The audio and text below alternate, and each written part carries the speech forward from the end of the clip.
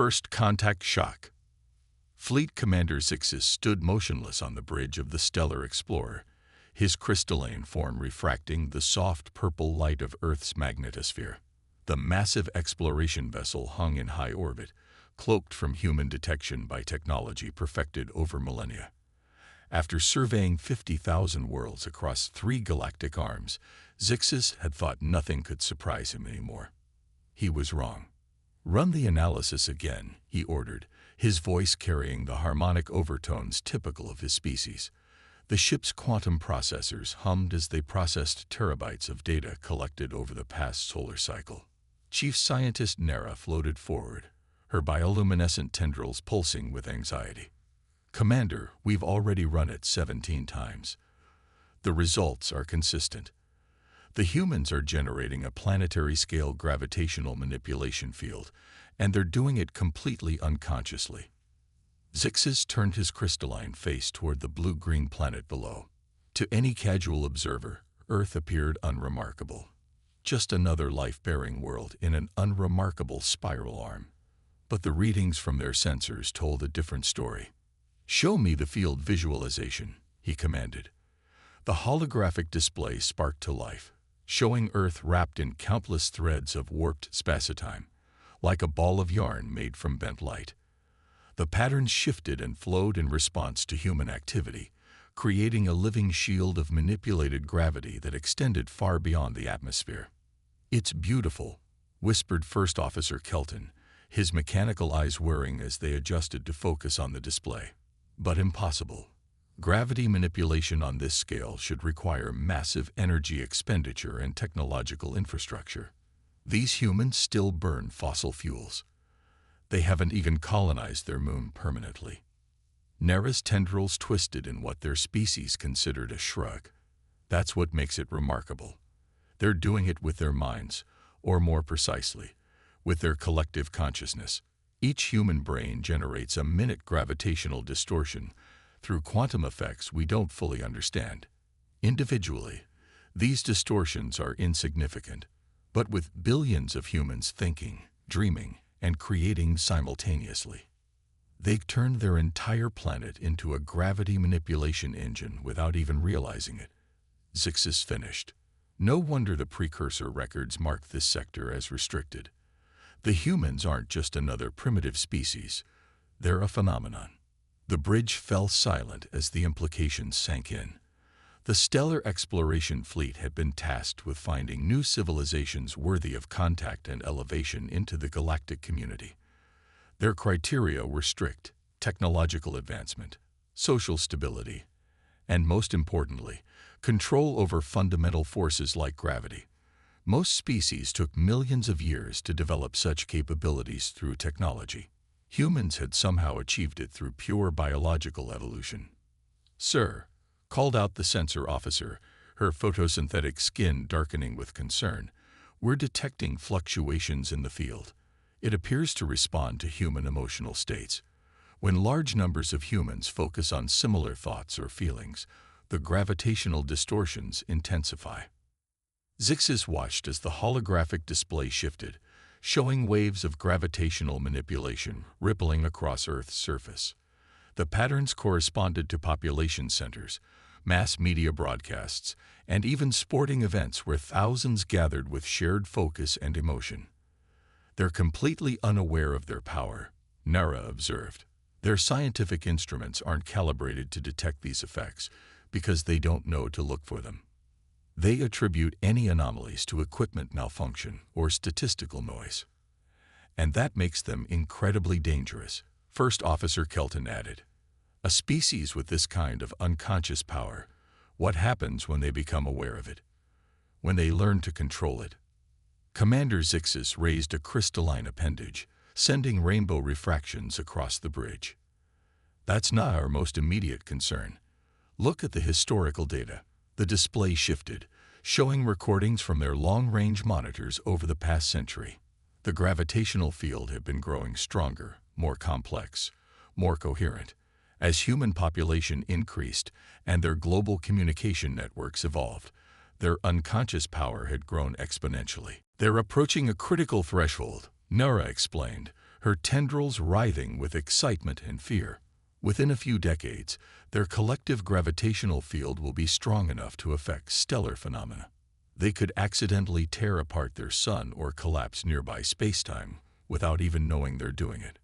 Or, Kelton suggested, they could achieve instantaneous faster-than-light travel through gravitational manipulation that our most advanced ships can't match. The humans could colonize the galaxy before they even understand the physics behind what they're doing. Commander Zixis absorbed these possibilities, his crystalline mind processing countless scenarios. Their mission parameters were clear: assess, contact if worthy, guide if possible, quarantine if dangerous. But the humans defied easy categorization. They were simultaneously primitive and godlike, ignorant, and all-powerful. "Send a priority message to Fleet Command," he finally ordered. "Classification: Omega-level anomaly. Recommend immediate establishment of observation protocols." And he paused, his crystal structure vibrating with uncertainty, "and the formation of a first contact preparation committee." "Sir," Kelton's mechanical eyes widened, "are you suggesting we reveal ourselves?" "I'm suggesting we need to prepare for the day when they discover their own power. When that happens, we'll need to be ready. The humans aren't just another species to evaluate. They're a force of nature wearing the shape of primitive tool users, and they're evolving faster than any species we've ever encountered." As if to emphasize his point, the gravitational field below them pulsed with new patterns as millions of humans dreamed in their sleep, their unconscious minds weaving spacetime into shapes that defied the laws of physics. "Begin comprehensive monitoring," Zixis commanded. "I want to understand everything about them, their art, their dreams, their irrational hopes and fears. Somewhere in their collective psyche lies the key to how they achieved this power, and perhaps," his crystal form sparkled with something like hope, "perhaps we can learn from them before they outgrow us entirely." The Stellar Explorer maintained its silent vigil above Earth, its crew watching in wonder as humanity continued its chaotic, beautiful dance with forces they couldn't comprehend. Below them, billions of minds dreamed and created, each thought adding another thread to the gravitational tapestry that protected their world. A power born not from technology or intention, but from the simple act of being human. The neural network. The research bay of the Stellar Explorer hummed with activity as Chief Scientist Nera directed her team through another series of scans. 3 solar cycles had passed since their discovery of humanity's gravitational manipulation field, but each day brought new surprises that challenged everything they thought they knew about consciousness and reality. "Focus the quantum resonance scanners on the human education centers," Nera instructed, her bioluminescent tendrils glowing with intense concentration. The holographic displays shifted, showing hundreds of schools and universities across Earth's surface. What they saw made even the most seasoned xenobiologists pause in awe. Threads of quantum entanglement connected every human brain, creating patterns far more complex than their initial gravitational field observations. These connections strengthened when humans gathered in groups, pulsed with shared emotions, and created breathtaking geometric patterns during moments of collective learning or creativity.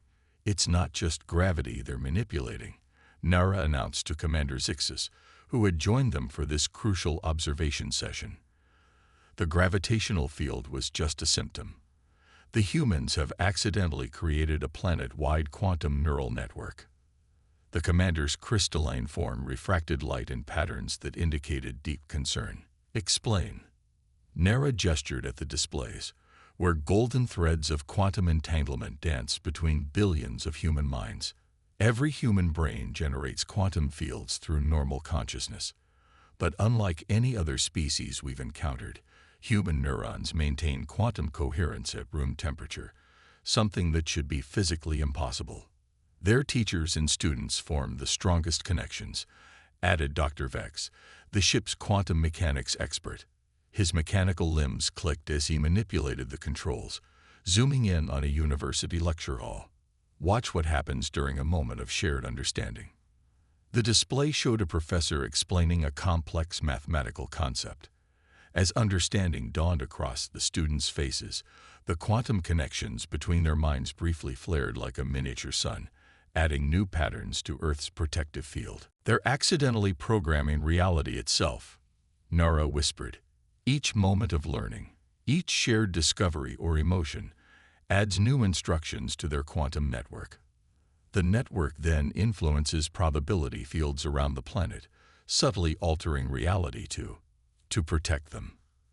Commander Zix's crystalline form vibrated with disbelief. Protect them? From what? Everything. Nara's tendrils whipped with excitement. Watch this historical analysis. The display shifted, showing Earth's history. Natural disasters that should have been catastrophic had mysteriously weakened before striking populated areas. Potentially civilization-ending events had been avoided through seemingly random coincidences. Even the planet's magnetic field had strengthened precisely when it was needed to shield against solar flares. Their quantum network acts like a planetary immune system, Dr. Vex explained. It reads potential threats from probability fields and subtly adjusts reality to protect humanity. And it's getting stronger, more complex, more intelligent. The implications are staggering, Nara continued. Humanity's greatest achievements, their seemingly impossible scientific leaps, their ability to survive against overwhelming odds, it's all been subtly guided by their own collective quantum intelligence. An intelligence they created by accident, simply by thinking, learning, and evolving together. Commander Zixis absorbed this information, his crystalline mind processing the ramifications. Are they aware of this network at any level? Some seem to sense it unconsciously, Nara replied. They've created myths about collective consciousness, synchronicity, and universal connection throughout their history. Their quantum network occasionally manifests in what they call paranormal phenomena, brief moments when the curtain between consciousness and quantum reality grows thin.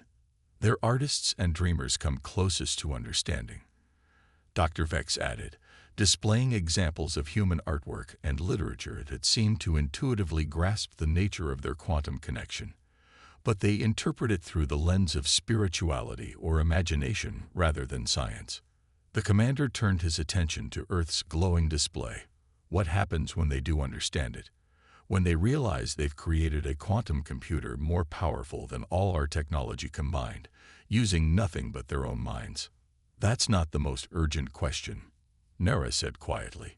Look at these growth patterns.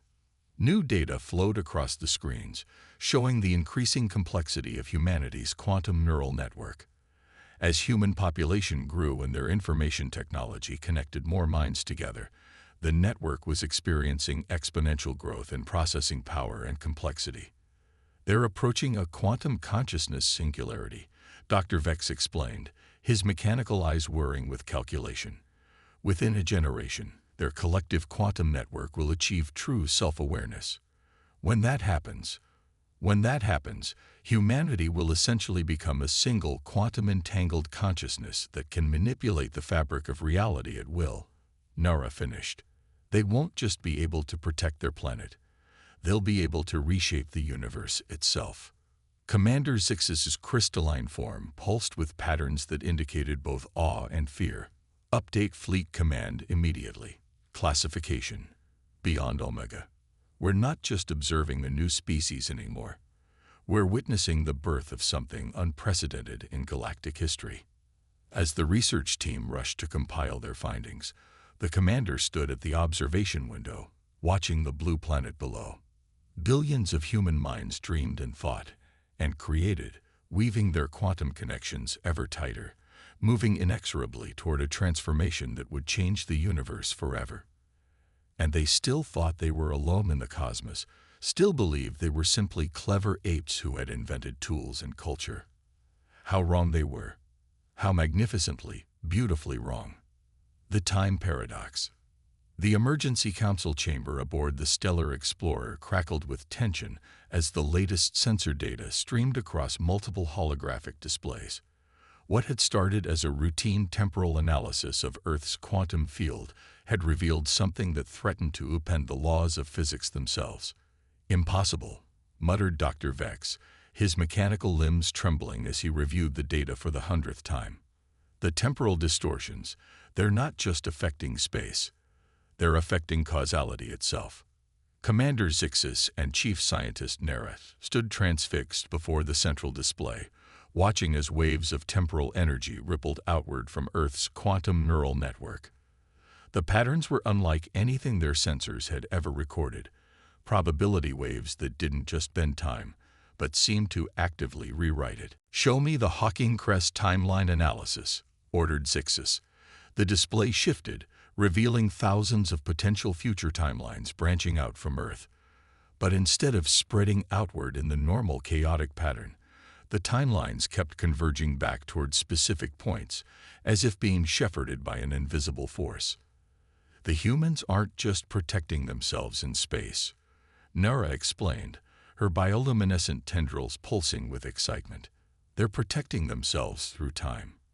Their quantum network appears to be selecting optimal futures and subtly nudging probability to make them more likely.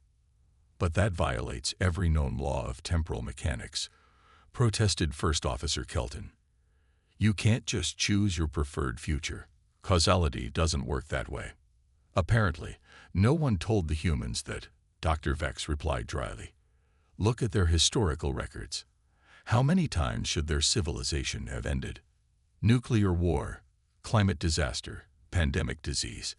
Each time, against astronomical odds, they've managed to pull back from the brink. We thought it was luck or determination. Now we know better. The display shifted again, showing a complex mathematical model of humanity's temporal influence. Their quantum neural network wasn't just reading possible futures. It was actively rewriting probability itself, making beneficial outcomes more likely and catastrophic ones less so. It gets worse, Nora added.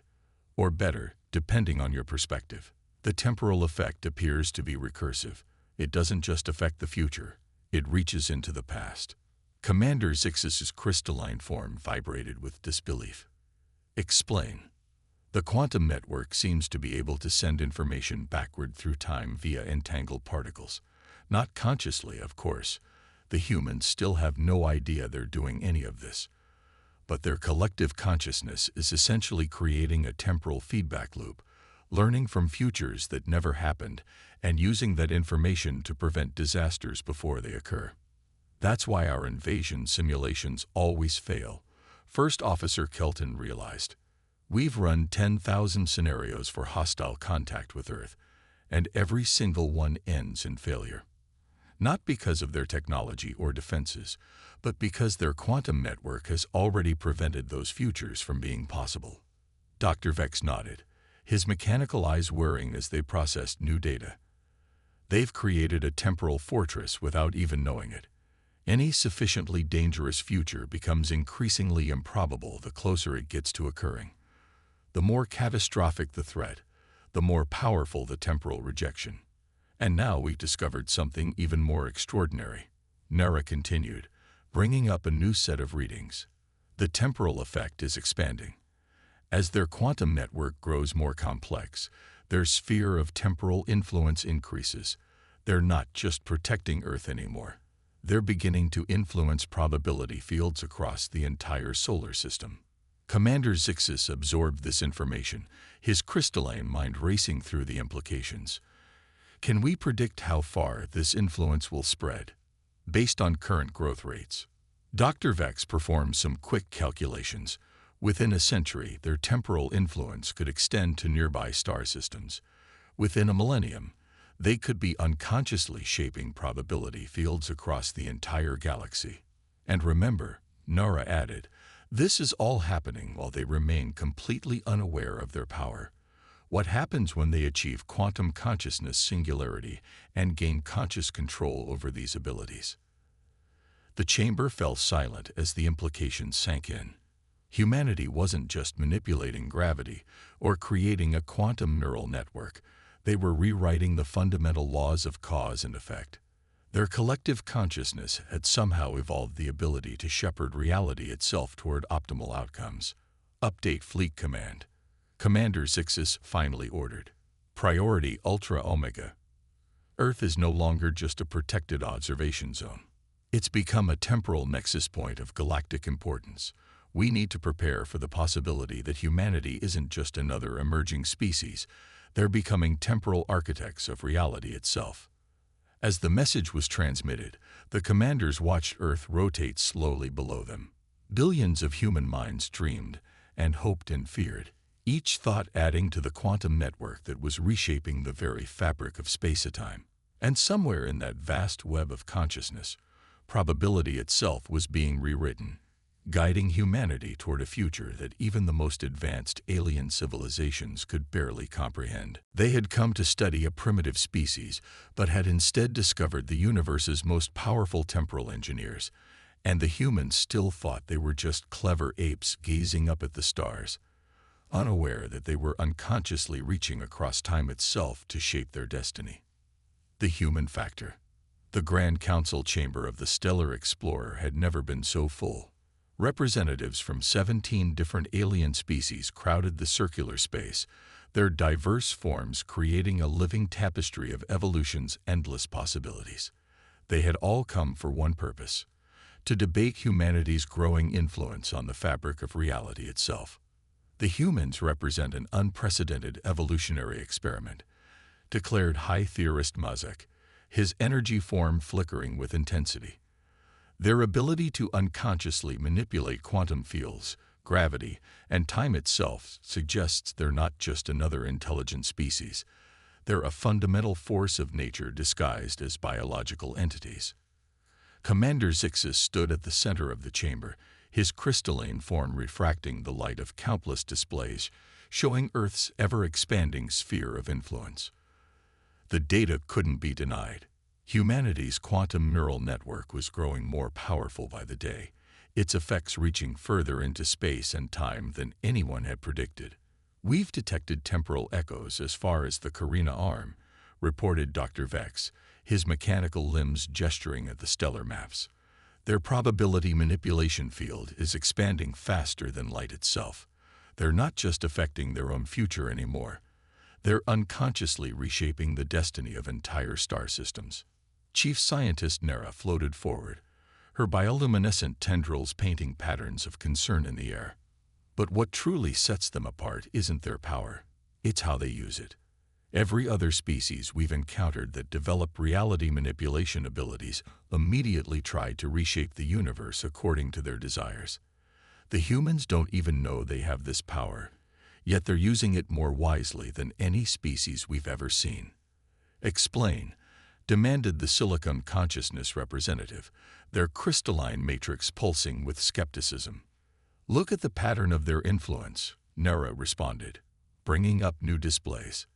"Their quantum network doesn't try to force reality into a single perfect shape.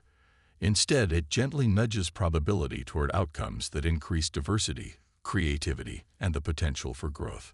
They're not trying to control the universe, they're trying to help it evolve." The chamber erupted in discussion, each species viewing this revelation through the lens of their own evolutionary history. The mechanical collective saw the humans as ultimate engineers, unconsciously optimizing reality itself. The energy beings viewed them as artists, painting with probability and time. The Silicon Consciousness recognized them as natural quantum computers, processing reality at the deepest level. "But what happens when they become aware of their power?" asked First Officer Kelton, voicing the concern that had brought them all together. "Their quantum network is approaching singularity. Soon, they'll achieve conscious control over their abilities. Will they remain the gentle gardeners of reality, or will they become its tyrannical masters?" Commander Zixis raised a crystalline appendage for silence. "That's why we're here. We need to decide. Do we reveal ourselves now, while we still can, and try to guide them? Or do we maintain our observation and trust that their unconscious wisdom will carry forward into consciousness?" "Neither," came a new voice. All eyes turned to Elder Cronus of the Time Weavers, making his first contribution to the debate.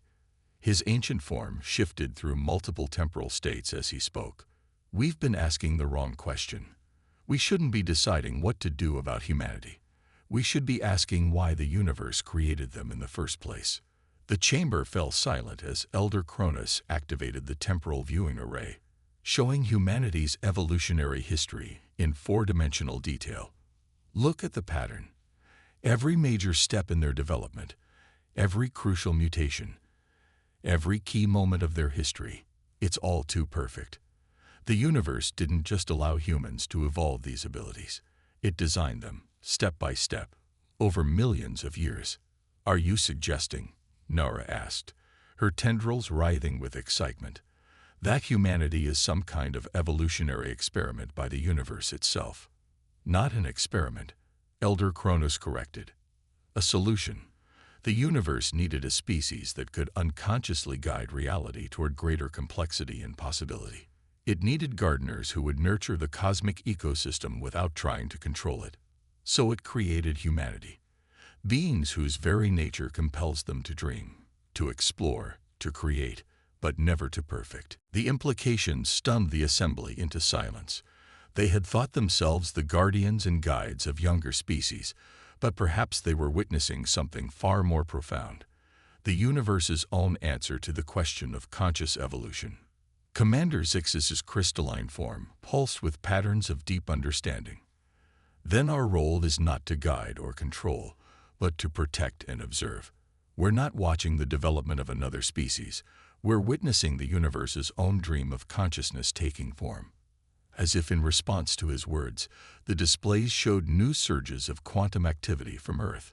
Somewhere below, billions of human minds dreamed and created, their thoughts weaving new patterns into the fabric of reality, their unconscious power gently nurturing the cosmic garden of possibility.